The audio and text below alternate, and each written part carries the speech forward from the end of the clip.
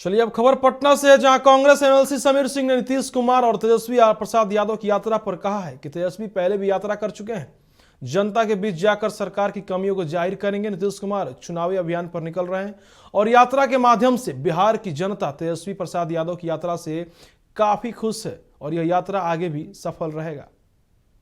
तेजस्वी जी भी पहले भी यात्रा कर चुके हैं, इसके पहले भी तो यात्रा वो कर ही रहे थे।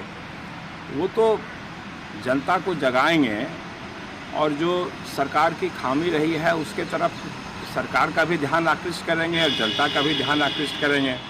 तो स्वाभाविक रूप से जो विपक्ष की सार्थक भूमिका है उसमें आज तेजस्वी जी हैं, इसमें कोई संदेह नहीं है। और स्वाभाविक है, अगर मुख्यमंत्री जी का अपना चुनावी अभियान है तो जागरण अभियान भी तो तेजस्वी जी का स्वाभाविक है। और एक सार्थक विपक्ष के नेता के रूप में वो घूम रहे हैं, भ्रमण कर रहे हैं और इसका असर व्यापक असर है बिहार के आवाम पर।